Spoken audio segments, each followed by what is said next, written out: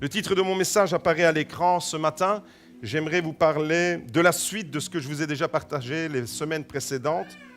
En marche vers la maturité numéro 3. Nous sommes déjà à notre 3e volet et plus particulièrement, ce matin, il sera question de résister aux influences que nous subissons. Résister, comment résister aux influences que nous subissons? Alors, récemment, j'ai écrit un article pour le Top Chrétien et j'aimerais revenir sur le contenu rapidement de cet article et le développer un peu pour continuer cette réflexion que nous avons entamée ensemble sur la maturité chrétienne. Je crois que c'est vraiment le thème de l'année, c'est vers ça qu'on doit tendre, devenir des chrétiens matures, devenir des chrétiens qui soient capables de résister aux différents coups durs qu'on peut rencontrer, aussi bien au niveau personnel qu'au niveau familial, au niveau communautaire.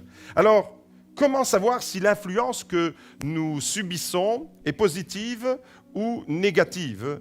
Si elle est bonne ou si elle est mauvaise? Comment faire? Nous vivons dans un monde qui nous influence. Depuis notre plus tendre enfance jusqu'à l'âge adulte, en passant par l'adolescence et par la jeunesse, nous subissons constamment l'influence de l'environnement dans lequel nous vivons. Si nous étions nés en Chine, eh bien, nous allions nous développer avec une influence culturelle chinoise. Si nous étions nés dans un pays musulman, nous aurions subi l'influence, l'environnement de ces pays et de la culture, etc. Nous sommes nés en Occident, nous sommes nés en Belgique ou en Italie ou en Espagne ou ailleurs, où nous avons subi l'influence du lieu dans lequel nous sommes venus à l'existence, et ça depuis notre jeune âge. Et les premières personnes alors qui nous influencent, ce sont les parents. Quand on vient au monde, eh bien, les parents nous influencent. À travers l'éducation et l'amour, les valeurs qu'ils nous transmettent, ils nous influencent. On vient au monde comme un papier blanc et ensuite, chacun va y laisser une trace. Les parents vont nous éduquer, vont nous transmettre des principes, une éducation. C'est une influence que le bébé va recevoir et tout en grandissant, il va continuer à être influencé par ses parents. Ensuite, à 2 ans et demi, ça c'est une expérience douloureuse pour les nonos comme moi, de voir que le bébé a grandi et maintenant il faut l'amener à l'école. J'ouvre une petite parenthèse. Ma petite fille Liana, premier jour d'école, elle pleure, elle rentre à la maison. Le soir, sa maman lui dit « Liana, demain tu vas à l'école ». Et elle lui dit « Maman, non, je suis malade, demain je ne pourrai pas aller à l'école ». Elle a déjà tout compris sur les traces de sa mère. Vous voyez, à l'école, ensuite, c'est les institutrices qui vont prendre le relais et à travers ce que les institutrices, les écoles vont transmettre et communiquer, eh bien, l'enfant va être influencé encore. Vous êtes d'accord avec moi? Et puis, plus tard, ce sera les copains, les relations, les amis. Le type d'études qu'on va entreprendre va nous influencer. Si on fait un type d'études dans un domaine plutôt que dans un autre domaine, on va subir telle et telle influence intellectuelle. On va entrer dans la vie toujours avec un bagage et tout ça, eh bien, ce sont des influences que nous subissons. Le pasteur qui vous prêche semaine après semaine vous influence. Les médias, ce que vous écoutez à la télévision, vous influencent. Vous regardez les infos à RTL TVI, vous avez envie d'éteindre la télé, vous êtes déprimé, vous allez vous enterrer parce que c'est tellement noir tout ce qu'ils nous montrent. On est dans un réseau d'influence permanent, depuis notre naissance jusqu'à notre mort, j'ai envie de dire. Tout ce que nous voyons dans ce monde, tout ce que nous entendons nous influence, qu'on le veuille ou non d'ailleurs. On est influençable et on peut influencer aussi les autres. Tout au long de notre vie, on sera constamment influencé par cet environnement dans lequel on va se développer. L'environnement, les relations, les paroles que nous entendons, les conseils. Vous allez faire une visite à quelqu'un, vous échangez 2-3 mots avec cette personne autour d'une tasse de café, ce qu'elle vous dit vous influence. Et ne pensez pas que vous n'êtes pas influençable. Il suffit de rester une journée entière ou une semaine, pire encore, avec quelqu'un qui n'est que négatif, qui se lamente toujours, qui est toujours en train d'être dépressif et qui vomit quasi sur vous toute sa frustration du matin au soir. À la fin de la journée, vous avez juste envie d'une chose, c'est d'aller vous enterrer. Pourquoi? Parce qu'elle vous aura influencé, parce que même si vous n'avez pas envie tellement que ça rentre dans vos oreilles, ça va avoir un impact sur votre perception. Vous avez compris que tout au long de notre existence, on va être constamment confronté à tout ça, à des principes et des valeurs qui sont également véhiculés autour de nous. Et la société les médias, l'atmosphère de la société dans laquelle nous vivons veut nous influencer. Le monde politique veut influencer. Le monde des médias nous influence. Le monde religieux veut influencer. Enfin bref, vous avez compris, nous sommes constamment sous l'influence de quelqu'un. Nous vivons dans un monde qui ne cesse de vouloir nous stimuler et en même temps nous conditionner d'une certaine manière. Alors la question n'est pas de savoir si oui ou non nous serons influencés. La question est de savoir par qui et comment nous le serons et par qui et comment nous allons être influencés. Vous avez certainement déjà vu ça à la télé, peut-être que vous êtes vous-même amusé avec ça, l'effet domino. Vous savez c'est quoi l'effet domino? C'est ça. L'effet domino, vous avez déjà certainement vu ça à la télévision ou certains même sur YouTube. L'effet domino, ça consiste en quoi? C'est l'idée que si vous touchez un domino, un petit domino, eh bien il va y avoir un effet en cascade. Le premier domino va influencer le deuxième, le troisième, le quatrième, le cinquième, le millième. Vous pouvez faire une chaîne interminable. Et c'est le premier domino qui va déclencher le mouvement qui va se répercuter sur les autres. Et des fois, le premier domino, il est tout petit. Il est vraiment tout petit. Il fait tomber un domino un peu plus grand, un peu plus grand, un peu plus grand. Et puis pour finir, au bout de la chaîne, eh bien, il peut y avoir carrément un domino qui fait 4-5 mètres de haut qui peut tomber. Pourquoi? Parce que l'effet aura été répercuté et amplifié. On subit une influence. Alors, peut-être que ce n'est pas tout à fait clair. L'effet domino, pour vous, j'aimerais rapidement vous expliquer c'est quoi dans nos relations, comment l'effet domino peut nous engendrer une série de conditionnements qui se répercutent et qui s'amplifient. L'effet domino, c'est une réaction en chaîne, si vous voulez. Vous voyez, hein, cette image-là, je pense, est-ce que tout le monde a déjà vu ça? C'est des fois très joli à voir, hein, parce qu'il y a des spécialistes, et les Asiatiques sont très forts, ils font même de très beaux dessins avec des parterres fleuris, et puis vous ne voyez pas le dessin, mais c'est quand les dominos tombent. Des fois, ça peut être très positif. Malheureusement, on va découvrir que des fois, ça peut être très négatif, l'effet domino. L'effet domino, vous avez compris, c'est une réaction en chaîne qui peut se produire lorsqu'un changement mineur provoque un changement comparable à proximité et qui provoquera un autre changement à proximité similaire et ainsi de suite au cours d'une séquence linéaire. Alors, pour bien illustrer les effets de l'effet domino, je vous invite à découvrir cette courte vidéo, elle dure 1 minute. Soyez très attentifs parce qu'à un moment donné, ça va aller très vite.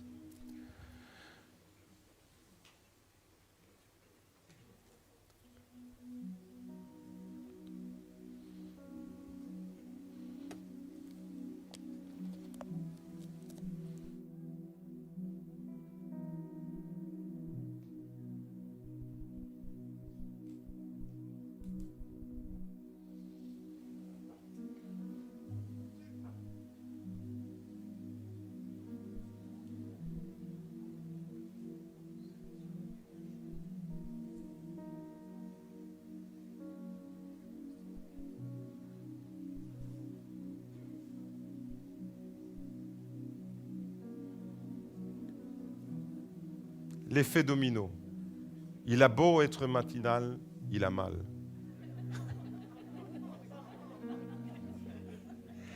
Il est mal, le gars, là. L'effet domino, vous avez vu ce qui s'est passé dans cette vidéo? Le gars, il part travailler le matin. Vous connaissez le sketch des inconnus, hein? Il se tranche la main. J'ai beau être matinal, j'ai mal. Il n'y a que les anciens qui peuvent connaître ça. Les nouveaux, vous connaissez Gad Elmaleh et vous contentez de ça. Le gars, il se lève le matin, il boit sa tasse de café, il part travailler, il est content, il dit « Chérie, je vais faire une super journée, je vais travailler dans mon hangar avec les Clark, élévateurs et tout, et je vais commencer à déplacer tout. » Le gars, il fait une fausse manœuvre, il touche à peine une partie des étagères, là, et puis c'est tout le hangar qui s'effondre. Les amis, j'aimerais vous dire que des fois, l'effet domino peut offrir un beau spectacle, comme je l'ai dit, avec ces beaux dessins, ces beaux parterres de fleurs, mais des fois, il peut provoquer de grandes catastrophes, comme ce qu'on vient de voir à l'écran. Ça, c'est une caméra de surveillance dans un entrepôt qui a filmé ça. Et on espère que celui qui était sous le Clark est sorti indemne. Mais en tous les cas, il n'y a plus de hangar. Et voyez, les conséquences de l'effet domino, ça peut être ça aussi. Ça peut être désastreux. Il peut y avoir de grandes catastrophes à cause d'un mouvement qu'on enclenche quelque part et qui va produire un effet cascade. Vous enclenchez un mouvement quelque part et comme une traînée de poudre, ça s'embrase. On peut subir les effets immédiats d'une mauvaise influence, directement, mais on peut aussi subir les effets par onde de choc. Et la fin de ce qui s'est effondré là, dans cette vidéo, eh bien, c'est la fin. Les ondes de choc, elles ont amplifié. Pourtant, le mouvement, c'était quoi? C'était juste avec le Clark, avec son engin, il a juste à peine touché. On aurait pu se dire, c'est seulement ça qui devait tomber. Eh bien non, l'effet domino a fait en sorte que tout s'est effondré. Et ça, j'aimerais le répercuter maintenant dans le monde spirituel de ce que nous vivons, mais également dans nos relations et dans les influences que nous subissons ou que nous pouvons aussi avoir sur les autres. Vous avez compris que dans les effets dominos, on peut subir une influence immédiate avec des conséquences immédiates, mais on peut aussi subir des effets avec des ondes de choc qui se propagent. Et c'est-à-dire que la conséquence de ce qu'on vient de vivre n'est pas immédiate. On ne la voit pas directement, mais elle peut se reproduire, elle peut se répercuter plus tard. Les ondes de choc peuvent aller très loin. Les ondes de choc peuvent aller, si par exemple, vous prenez une mauvaise décision aujourd'hui, prenez une mauvaise décision et vous la prenez maintenant, les conséquences de la mauvaise décision que vous prenez maintenant vont se révéler plus tard. Pour vous, ou peut-être même pour vos enfants, parce que vous avez embarqué votre famille sur un mauvais chemin. Les décisions qu'on prend peuvent avoir des conséquences immédiates, mais elles peuvent aussi avoir des conséquences sur le long terme. C'est ça, ce que j'appelle les conséquences à retardement. Et on peut subir un certain nombre d'influences et ne pas voir les effets dévastateurs de ce qu'on est en train de subir là, dans l'immédiateté, mais ça va se répercuter seulement plus tard. En d'autres termes, dans nos relations, je reviens à nos relations parce que c'est de cela que j'aimerais parler et des influences que nous subissons. La question, c'est de savoir si les influences que nous subissons, elles sont bonnes ou elles sont mauvaises et comment, d'une certaine manière, savoir si cette influence, elle est positive pour nous. Ça veut dire que je vais la désirer, cette influence. J'ai envie d'être influencé par des gens positifs qui vont me tirer vers le haut. Je n'ai pas envie d'être influencé par des gens qui vont me déprimer en longueur de journée, qui vont me tirer vers le bas ou qui vont me rabaisser ou qui vont m'humilier. Je n'ai pas envie de ça. Vous n'avez pas envie de ça. Mais vous avez envie d'être stimulé. Vous avez envie d'être influencé positivement pour que vous puissiez vous développer et aller toujours vers le haut. Et alors, la question ce matin, et c'est là-dessus qu'on va un peu s'attarder, c'est comment savoir si l'influence, elle est bonne ou si elle est mauvaise. Vous voyez, nous pouvons subir l'influence des autres et vaciller et tomber parce que quelqu'un vacille et tombe, un peu comme les dominos. Parce que quelqu'un tombe, il nous influence et il nous emmène dans sa dégringolade. Et une personne instable, immature et peu ancrée dans la vérité et dans la parole de Dieu se laissera facilement emporter dans cette série de catastrophes et partir à la dérive facilement. Si tu n'es pas un chrétien mature, aujourd'hui, dans la société dans laquelle nous vivons, tu peux très vite être déstabilisé et très vite partir à la dérive. Tu peux être influencé par une parole que quelqu'un te donne, par un acte que tu subis peut-être, et à cause de ta manière de percevoir ces choses, tu peux prendre une décision et tu peux partir à la dérive. Ces gens-là, par exemple, les gens qui sont instables, immatures, peu ancrés, c'est vraiment important d'être ancré dans la parole de Dieu pour avoir de la stabilité. Mais ces personnes-là, par exemple, on va leur dire quelque chose et tout de suite, ils vont le croire. Influençables. Ou alors, il y a une nouvelle mode qui passe et immédiatement, ils vont l'adopter. C'est les gens de la mode. C'est les gens il y a un effet et on se laisse emporter dans la mode. Alors, je ne parle pas de la mode de Pierre Cardin, d'Yves Saint Laurent ou de Giorgio Armani. Je parle de la mode de pensée. Il y a des modes, il y a des courants de pensée. Il y a des influences que nous pouvons subir et qui sont comme des effets de mode. Vous savez, l'Église, elle a souvent, depuis 2000 ans, l'Église a souvent été traversée par des effets de mode.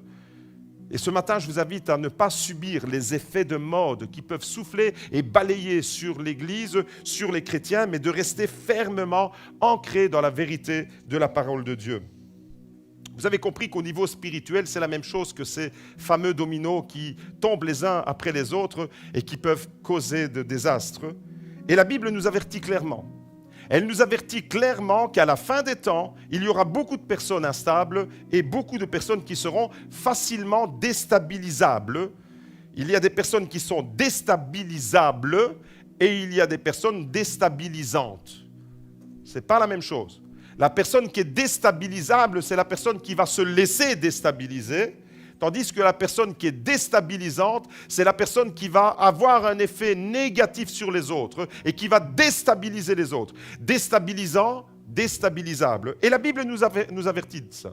C'est ça qui est merveilleux avec la parole de Dieu, c'est une parole prophétique qui nous annonce longtemps à l'avance les temps dans lesquels nous vivons. Et les temps dans lesquels nous vivons, c'est vraiment ça. On est dans une génération instable, on est dans une génération qui a perdu ses repères, on est dans une génération qui passe du coq à l'âne. On est dans une génération où les gens ont du mal à tenir leurs engagements, à s'engager quelque part. C'est vrai pour les familles, mais c'est vrai aussi pour l'Église. On s'engage et on se désengage. C'est vrai dans tous les domaines de la vie. Pourquoi ? Parce qu'on subit l'effet de la mode de l'instant présent. Ce qui compte, c'est l'instant présent. Et on ne calcule pas les conséquences sur le long terme. On prend une décision là, maintenant, mais on ne calcule pas que la décision qu'on vient de prendre, elle peut être dévastatrice sur le long terme, non seulement pour nous, mais pour les gens sur qui le domino va commencer à tomber.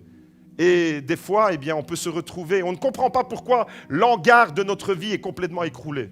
On ne comprend pas pourquoi tout s'est effondré, alors qu'il y a eu à peine un petit mouvement, bam, une petite marche arrière, à peine visible. Dans la vidéo que vous avez vue, c'était à peine visible. Vous n'avez même pas vu le choc qu'il y a eu avec ce Clark sur le montant de l'étagère, mais c'était suffisant pour envoyer tout en vrille. La Bible nous dit qu'on vit dans des temps instables. La Bible nous dit qu'on va vivre des temps où on sera facilement déstabilisable. 2 Timothée chapitre 4, verset 3 nous prévient. « Car il viendra un temps où les hommes ne supporteront plus la saine doctrine, mais au gré de leurs propres désirs. » C'est le désir de l'homme. Ce n'est pas la volonté de Dieu, c'est ce qu'il y a dans le cœur de l'homme. Ce que les gens, les hommes et les femmes bien entendu, ont envie de faire, leurs propres désirs. Derrière tout ça, il y a de l'orgueil. C'est profondément orgueilleux. Donc je relis. « Car il viendra un temps où les hommes ne supporteront plus la saine doctrine, mais au gré de leurs propres désirs, avec la démangeaison d'écouter. » Écoutez quoi ? La dernière nouvelle, le dernier effet de mode, la dernière pensée qui circule, le dernier charabia qui se passe d'un côté, le dernier Shabbalah qu'il y a de l'autre côté, la dernière prophétie qui vient d'être proclamée, la dernière réunion avec un grand prophète. Voilà. Les gens se donneront la démangeaison d'écouter par leur propre désir. Et ils se donneront, regardez ce que l'apôtre Paul nous dit, ils se donneront maître sur maître.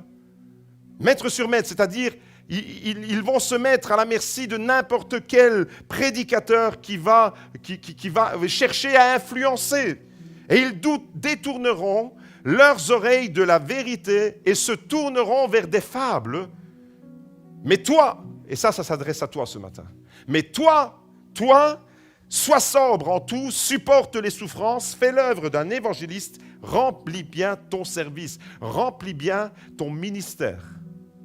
Vous voyez, l'apôtre Paul ici décrit, d'un côté, la Bible nous dit qu'il y aura beaucoup d'instabilité, et d'un autre côté, elle nous encourage à rester ferme et bien engagés dans l'Église et dans l'œuvre de Dieu. D'un côté, l'instabilité, il arrivera un temps où les hommes ne supporteront plus la saine doctrine. Il arrivera un temps où on cherchera le dernier frisson, la dernière émotion, le dernier message de quelqu'un de renommé. Vous voyez, c'est vraiment subtil, hein? Parce que des fois, on ne voit pas le mouvement qui peut être amorcé. Il y a des années en arrière, au début des années, dans les années 80, 90, quelque part par là, il y a eu un mouvement au Canada qu'on a appelé le mouvement de Toronto. Et il y a dans une église quelqu'un qui a lancé l'idée, complètement farfelue, que si vous vouliez vivre avec l'onction de Dieu, il fallait commencer à imiter les bruits d'animaux, etc. Et ça s'est répercuté comme une onde de choc. Et du Canada, ça a traversé l'océan Atlantique et ça arrive en Europe. Et ça a fait des dégâts. Et ça a ridiculisé l'Église. Parce que des gens parce que la Bible parle en métaphore. Une métaphore, c'est une image. Quand, par exemple, Dieu est comparé à une poule qui prend ses poussins sous ses ailes, c'est une métaphore, mais il ne faut jamais imaginer que Dieu est un volatile. Vous comprenez bien que c'est un langage symbolique.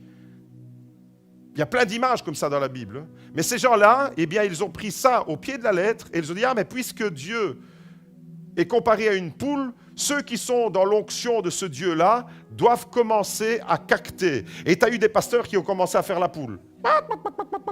Et c'était ça. Et c'est du ridicule complet. Mais ça a complètement ridiculisé l'œuvre de Dieu. Ça s'est répercuté, les ondes de choc se sont répercutées au-delà de l'océan Atlantique. C'est arrivé en Europe. Et malheureusement, vous savez, les conséquences, c'est quoi?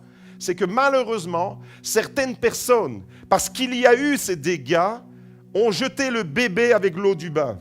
Et n'ont plus voulu jamais entendre parler du Saint-Esprit dans l'Église parce qu'il y a eu des dérives sectaires de l'autre côté de l'océan qui se sont répercutées chez nous.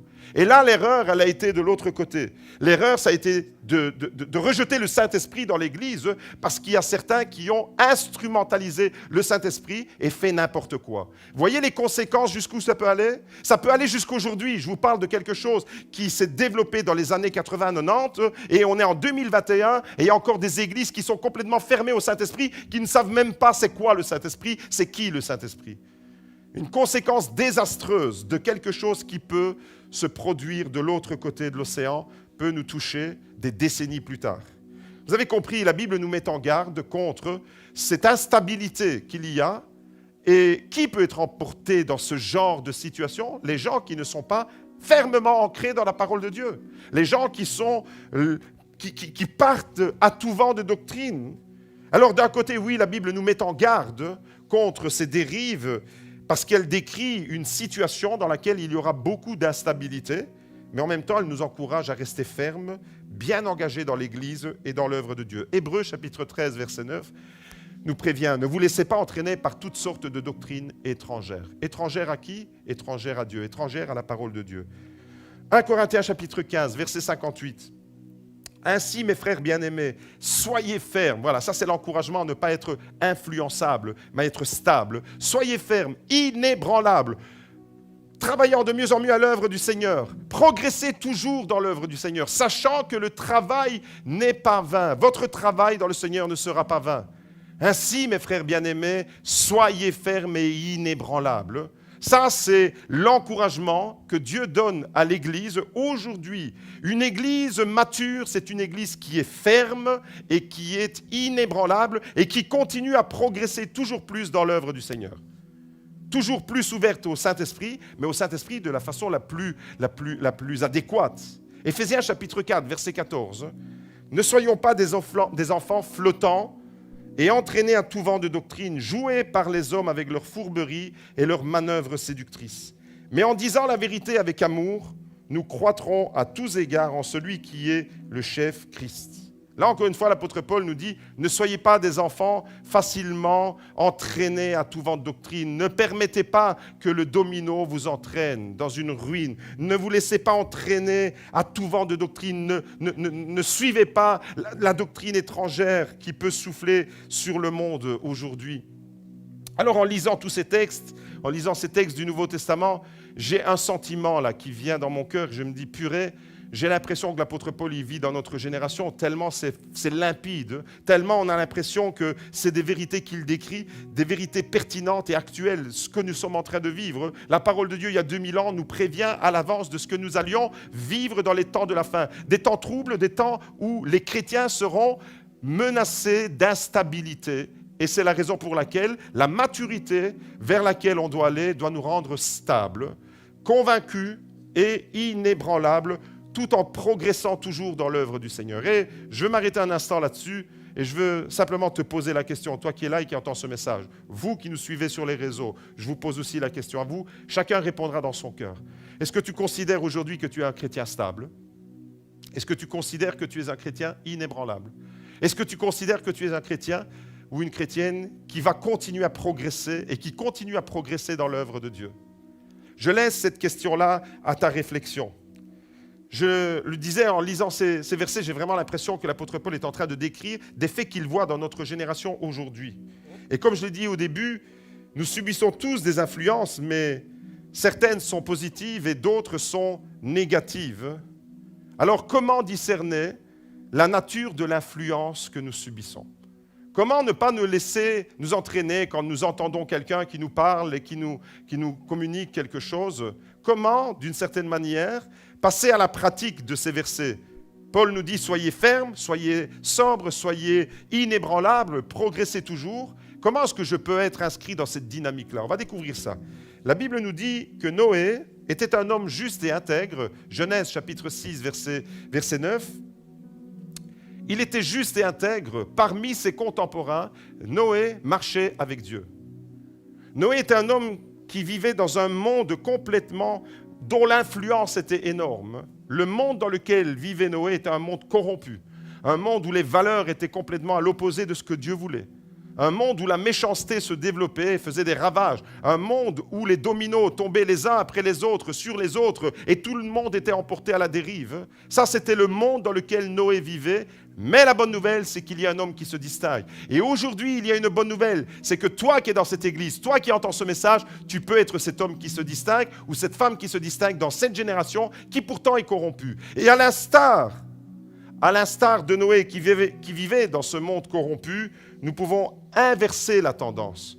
Et non pas être influençable, mais déstabilisable, mais devenir déstabilisant pour ceux qui sont sur des mauvaises fondations. Nous pouvons inverser la tendance et arrêter de subir les mauvaises influences des autres. Un chrétien mature, c'est ça aussi. C'est un chrétien qui discerne. C'est un chrétien qui a de l'intelligence spirituelle. Alors, je voudrais vous laisser 3 clés ce matin qui nous permettront de gérer cette influence. Et à un moment donné, vous savez, il suffit, pour ne pas que le désastre se produise, de retirer un domino. Et vous avez retiré le domino, vous avez brisé la chaîne, et tout ce qui s'est effondré s'arrête là.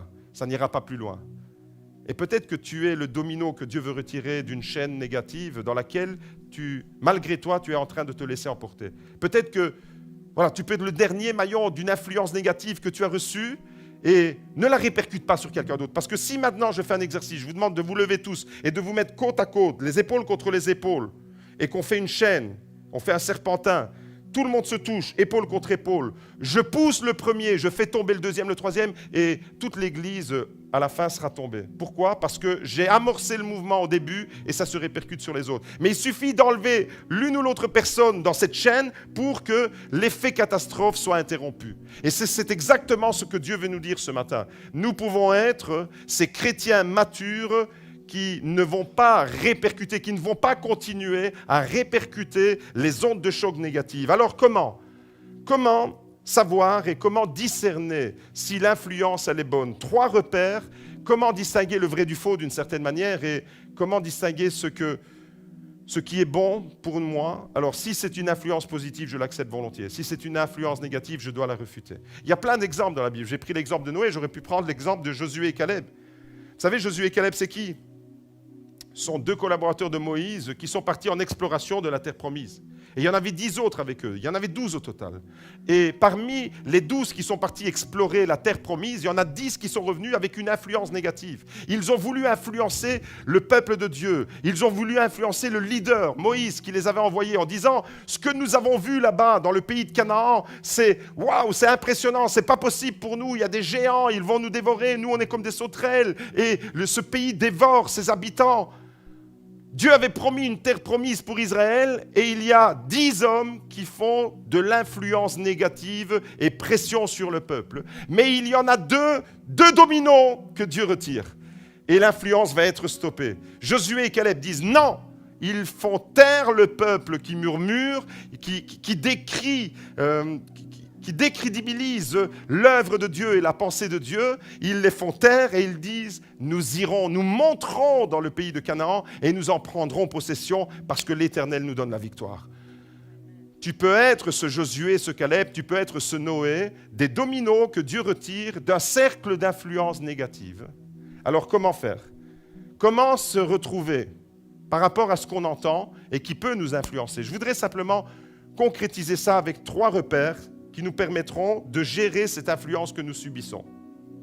Première clé, si ce que j'entends me permet d'aimer davantage, alors l'influence que je reçois est positive. S'il y a quelqu'un qui exerce une influence sur moi et dont cette influence m'incite à aimer plus l'Église, aimer plus les frères et les sœurs, aimer plus mon prochain, alors c'est que cette influence, elle est positive. Si je reçois une pression, d'une certaine manière, une influence plus que pression, qui m'incite à être plus efficace dans l'amour que Dieu attend, parce que Dieu nous dit de nous aimer les uns les autres, eh bien alors cette influence, elle est positive et elle sera la bienvenue. Si au contraire, l'influence que je subis me refroidit par rapport à l'Église, ou m'éloigne et m'isole des autres, alors ça veut dire que l'influence que je suis en train de subir est négative et je dois très vite me retirer de ça. Je dois être le domino que Dieu retire. Je ne peux pas subir l'influence négative de quelqu'un d'autre qui met dans mon cœur des mauvaises pensées vis-à-vis des frères, des sœurs, de l'Église, etc. Celui ou celle qui aime Jésus, et je pense que nous aimons tous Jésus dans cette Église, il aime aussi son Église. C'est incompatible d'aimer Jésus et de ne pas aimer l'Église. Ça ne va pas ensemble. Pourquoi ? Parce que l'Église est présentée dans la Bible comme étant le corps de Jésus. Le corps de Christ, c'est l'Église. Et la Bible utilise plusieurs images pour parler de l'Église. L'épouse de Christ, c'est l'Église. Et donc, si vous parlez mal de l'épouse de Christ, vous parlez mal de l'époux. Moi, si un jour, il y a quelqu'un qui me dit « Toi, ça va, on te tolère, mais Magda, ta femme, on ne peut pas la blairer. » Eh bien, vous ne me verrez pas chez vous. Pourquoi ? Parce que si ma femme n'est pas aimée, tolérée chez vous, je ne pourrai pas venir parce qu'elle est mon épouse et on forme un. Vous êtes d'accord avec moi ? C'est exactement la même chose avec Jésus et son Église. Celui qui aime Jésus, automatiquement, il aime l'Église parce que c'est son corps. Jésus en est la tête, mais ne peut pas dire à quelqu'un « Moi, j'aime bien ta tête, mais je n'aime pas ton corps. »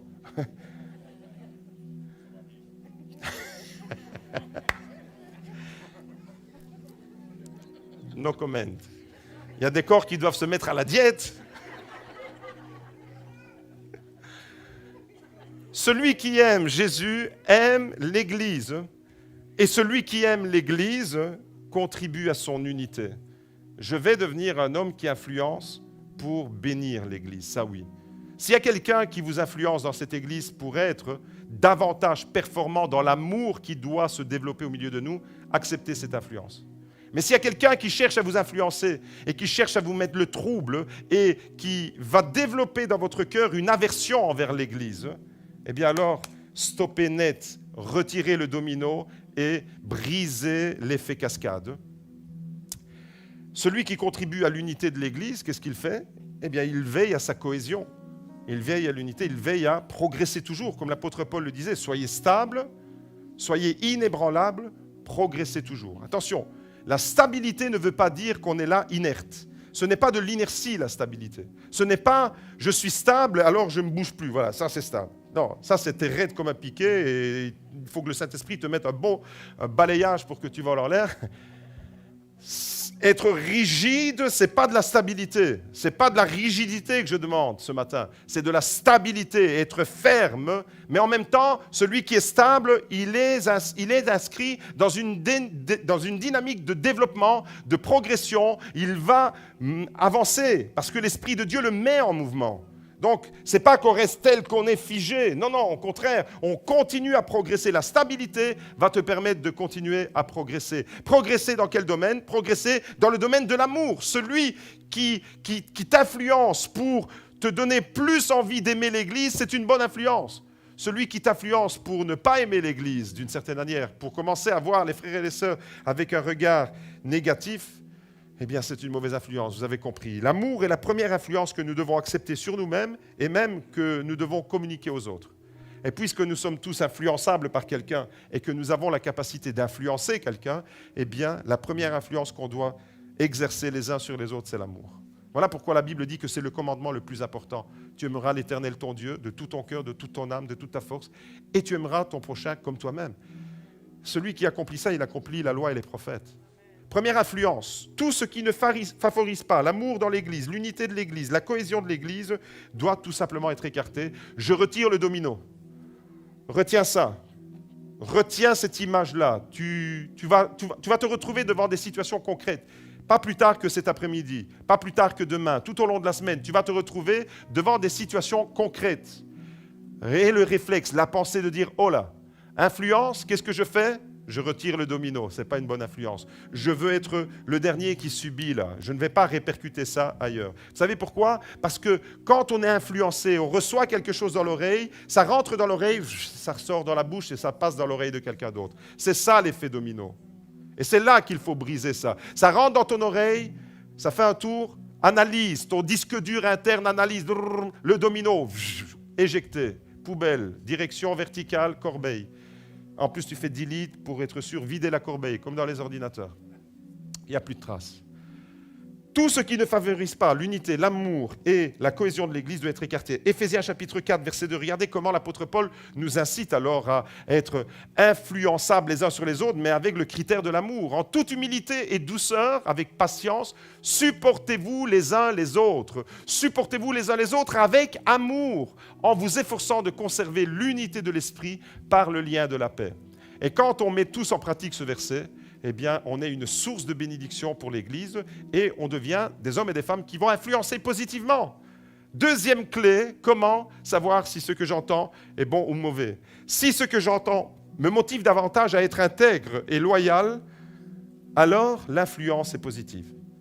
Si j'entends quelque chose qui m'incite à être loyal et intègre, alors c'est bon. Par contre, si j'entends quelque chose qui m'incite à être déloyal, disque dur, analyse, je retire le domino, je brise la cascade, j'éjecte et je mets ça dans la corbeille. L'influence positive nous aidera à marcher dans la loyauté. Être loyal dans nos rapports. Vous savez, la base de toute relation humaine, c'est la loyauté. S'il n'y a pas de loyauté, il ne peut pas y avoir le reste. La loyauté, ça veut dire être vrai avec les gens avec qui on est. Être vrai. La loyauté, c'est tu ne parles pas sur le dos de quelqu'un d'autre, tu vas le trouver si tu as un problème. Et tu n'es pas en train de salir toute sa réputation, mais tu vas trouver cette personne et tu lui dis ces 4 vérités, si elle doit entendre ces 4 vérités. Attention, il aura sûrement 44 vérités à t'afficher dans ta figure. Hein, parce que si toi, tu as 4 vérités à lui dire, lui, il en a 44 pour toi. Okay? Mais la loyauté, c'est ça. Ça veut dire que tu ne salis pas la réputation de quelqu'un d'autre, mais tu gères ça en homme et en femme responsables. L'intégrité. Noé marchait dans une génération totalement corrompue. Il était comment? Il était juste et il était intègre. Intègre, ça veut dire entier. Ça veut dire que dans les couloirs, à ton travail, dans les couloirs de nos grandes familles, dans les couloirs de l'Église, si tu entends des influences négatives qui t'incitent à être déloyal, domino, tu retires, tu stoppes la cascade. Une influence positive nous donnera le bon exemple à suivre. Noé a eu une influence positive sur ses enfants. Et dans l'arche, avec Noé, il y avait ses enfants, ses belles-filles et sa femme. 8 personnes au total. Noé a eu un effet positif sur 7 autres personnes. La 8e, c'était lui dans l'arche, par rapport à toute la génération. Des fois, tu n'auras pas un grand succès, mais il suffit d'avoir une bonne influence sur une personne, et c'est cette personne-là qui fera la différence pour les milliers d'autres qui viendront après. Moi, j'imagine l'influence positive que la monitrice d'école du dimanche de Billy Graham a eue sur lui. Il le disait lui-même, une des personnes qui a le plus influencé positivement sa vie, c'est sa première monitrice d'école du dimanche. Cette femme, quand elle a eu cette influence positive, elle a transmis l'amour de Dieu à Billy Graham quand il était bébé. Billy Graham, pour ceux qui ne le savent pas, c'est un des plus grands évangélistes du XXe siècle. Il a impacté le monde, il a prêché à des millions de personnes. C'était le conseiller spirituel des présidents des États-Unis. C'est incroyable, le ministère, l'envergure, l'onction qu'il y avait sur cet homme est tout à fait extraordinaire, au-delà de la norme. Cet homme a été influencé par une monitrice à l'école du dimanche. Et peut-être que cette monitrice, elle était frustrée parce que l'ensemble de la classe n'était pas réceptif à ce qu'elle disait. Et peut-être qu'elle était découragée, peut-être qu'elle voulait dire « Moi, je vais arrêter, je vais dire au pasteur que j'arrête mon ministère à l'école du dimanche parce qu'il n'y a aucun enfant qui suit ce que je dis, etc. » Mais il y en avait un. Il y avait Billy Graham. Et Billy Graham, lui, il a reçu cette influence positive.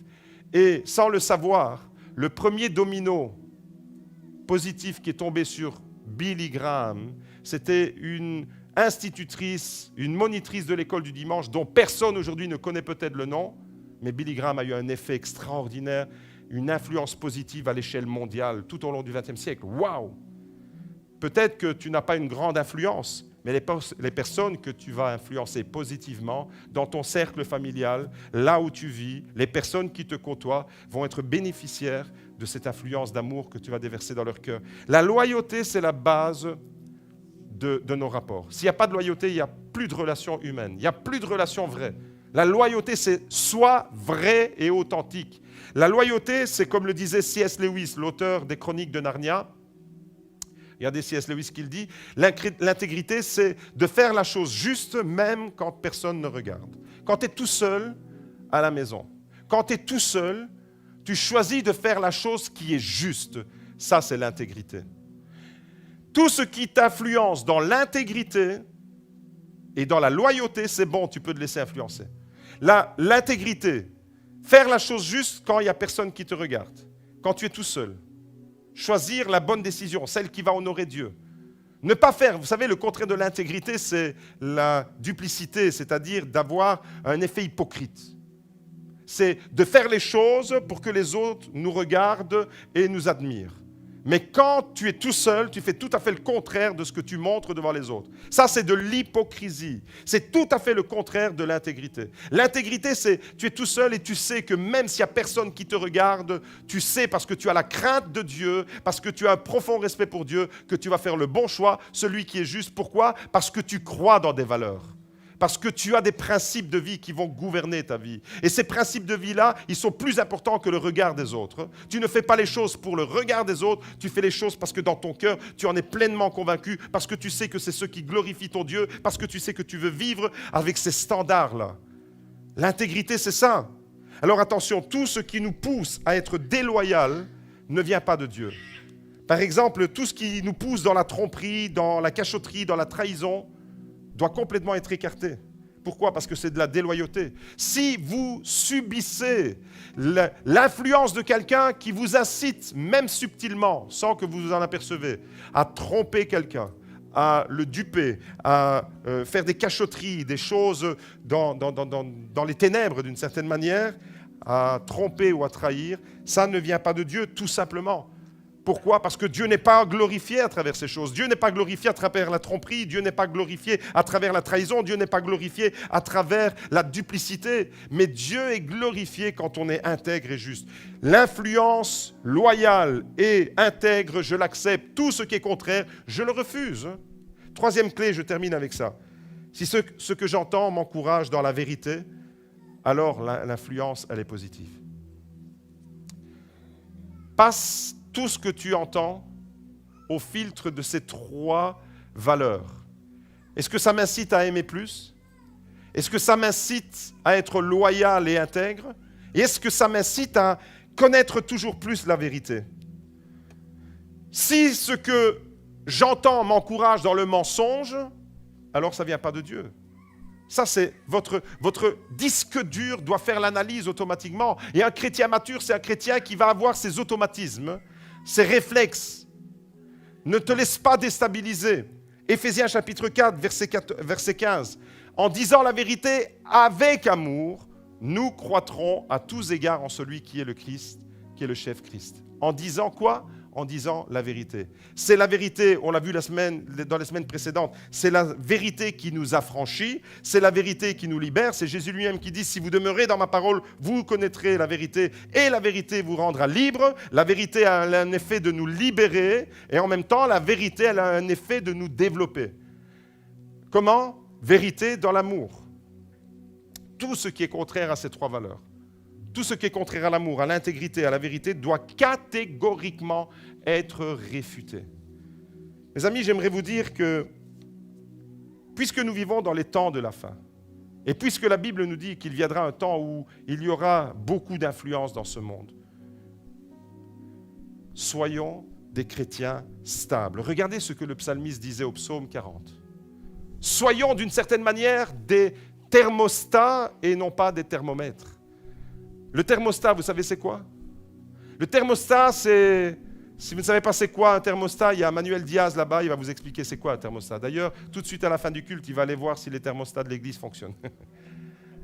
Mais un thermostat, c'est quelque chose qui indique la température ambiante et qui a un effet pour déclencher un processus pour varier la température. Un thermomètre, ça ne fait que prendre la température, ça subit seulement, mais ça n'a aucun effet sur les autres. Alors j'ai envie de vous dire ce matin, l'influenceur que tu peux être sur quelqu'un d'autre, d'amour, d'intégrité, de loyauté, de vérité, tu peux être dans ton cercle de vie, tu peux être un thermostat. Tu peux être un thermostat qui va déclencher le désir chez les autres d'en savoir plus sur la vérité, d'aimer plus encore. Soyons stimulés les uns avec les autres dans cet amour. Et le psalmiste au psaume 40, verset 2 nous dit « Il a dressé mes pieds sur le roc et il a affermi mes pas. » Ça parle de quoi ça? Quand le psalmiste il dit ça, et l'équipe de louange peut me rejoindre. Quand le psalmiste dit « Il a dressé mes pieds sur le roc et il a affermi mes pas », il parle de stabilité. Alors ce matin, eh bien, je vous invite vraiment à passer, faire un check-up, faire un examen de votre vie spirituelle, des valeurs qui sont en train de diriger votre vie, de l'influence que vous avez subie, et passez là au filtre de ces 3 grandes clés. Est-ce que ce matin, tu as envie d'être ce domino qui dit « Stop, je refuse ». Comme Josué et Caleb ont été les dominos qui ont dit « Stop, je refuse de subir cette influence négative ». Est-ce que ce matin, tu peux dire « Seigneur, je veux être stable, je veux continuer à marcher dans la maturité, je veux continuer à me développer, je veux avoir de la stabilité, de même me laisser emporter à tout vent de doctrine et à n'importe quoi. » Ou encore, tu subis quelque chose, il y a quelqu'un qui te dit quelque chose, tu as été vexé, ou il y a quelqu'un qui a eu une attitude déplacée à ton égard. Il se peut. Il se peut n'importe où.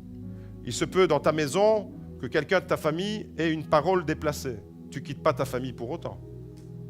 Il se peut que quelqu'un ait un geste déplacé dans ta famille. Tu ne quittes pas ta famille parce qu'il y a quelqu'un qui t'a vexé. On est d'accord? C'est la même chose dans l'église. Ce n'est pas parce que tu as entendu une parole qui t'a peut-être blessé que tu vas quitter l'église, par exemple. Ça, c'est de l'immaturité. Si on commence à quitter l'église pour toutes sortes de petits détails comme ça, eh bien, il n'y a plus aucune relation. Un conseil, vivez tout seul sur une île déserte d'1 mètre carré et restez là. Parce que vous allez toujours être confronté à quelqu'un qui va vous donner une parole qui va un peu vous froisser, ou vous allez toujours être confronté à quelqu'un qui va avoir un geste qui va vous vexer. Mais la maturité, c'est la capacité d'aller au-delà de cela. Je ne me laisserai pas ébranler. Ok, cette personne-là a essayé de m'influencer peut-être négativement. Je suis le domino que Dieu retire. Je ne vais pas répercuter ce mauvais sentiment qui entre dans mon cœur sur les autres. Qu'est-ce que je fais? Hop, je laisse passer la vague et elle va s'éteindre toute seule. Et moi, je choisis de vivre ça. Je choisis de vivre sous l'influence de l'amour, sous l'influence de l'intégrité, de la loyauté et sous l'influence de la vérité. Alors là, oui, s'il y a jamais des gens autour de vous qui vous influencent dans ces choses-là, acceptez allègrement cette influence. Tout le reste, réfutez-le dans le nom de Jésus. Le nom de Jésus, c'est lui que nous voulons mettre en avant. Et on va terminer ce moment à travers la prière.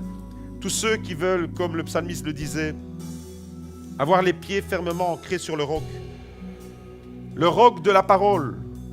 Être stable, c'est fonder toute son existence sur le roc de sa parole. Jésus dit, si quelqu'un entend ces paroles et les met en pratique, il est comparable à un homme qui a bâti sa maison sur le roc. La mise en pratique de la parole sur le roc, tu vas construire, ça va tenir. Et Jésus va plus loin. Qu'est-ce qu'il fait? Il dit, à un moment donné, cette maison-là, elle va subir le vent et la tempête. C'est pas parce que tu es chrétien que tu vas pas subir les vagues des épreuves de la vie. C'est pas vrai ça. C'est un faux évangile. Celui qui te dit t'es chrétien, il t'arrivera rien, c'est un faux évangile. Mauvaise influence. Corbeille, directement. Non. Être chrétien, c'est comme tous les autres êtres humains. On a des moments de joie, on a des moments de bonheur, mais on a aussi des moments de tristesse, de pleurs. Un chrétien peut pleurer, un chrétien peut être triste. Un chrétien, oui, c'est tout ça. Parce qu'un chrétien est un être humain. Parce qu'un chrétien, il a des sentiments comme n'importe qui. Mais celui qui subit les épreuves de la vie, la différence quand il est chrétien, c'est que sa maison, elle tient sur le roc. Elle ne va pas s'effondrer. Ce ne sera pas le hangar, là, avec une marche arrière, Leclerc qui a fait tout tomber.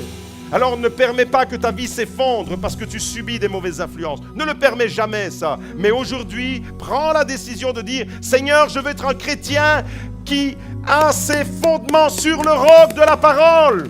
Stable, inébranlable, progressant toujours. Alors oui, on veut donner la gloire à Jésus. Seigneur, merci de bénir ton Église et de nous conduire, Seigneur, de ces influences positives que tu nous donnes, Seigneur, de victoire en victoire, de bénédiction en bénédiction, Seigneur. Nous voulons être davantage stables. Ta parole nous prévient qu'il viendra un temps où les gens seront complètement déstabilisables. Je te prie, Père, dans le nom de Jésus, donne à ton Église d'être fermement ancrée dans les vérités de ta parole. Donne à ton Église de continuer à mûrir, à se développer. Seigneur, je te prie dans le nom de Jésus de libérer ta bénédiction sur ton peuple. Merci, Seigneur, de bénir ton Église. Et en ce moment, je veux te prier pour Marie-Ange, Seigneur. Seigneur, je te prie pour Marie-Ange, qui est au milieu de nous, qui est souffrante et qui a besoin, Seigneur, vraiment que tu la gardes parce qu'il y a un réseau d'influences qui veulent la déstabiliser.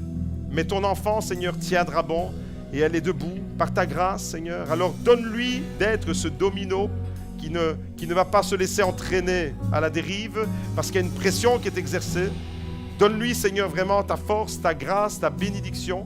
Fortifie-la, Seigneur, dans sa santé physique et renouvelle la joie de son cœur. Seigneur, je te prie pour Marie-Ange, mais je te prie aussi pour tous ceux et toutes celles qui, au milieu de nous, Seigneur, sont déstabilisés par des courants, par des vents, Seigneur, qui peuvent souffler sur leur vie. Merci, Seigneur, de garder ton Église fermement ancrée dans la vérité de ta parole. Au nom de Jésus, Amen, Amen, Amen. Alléluia.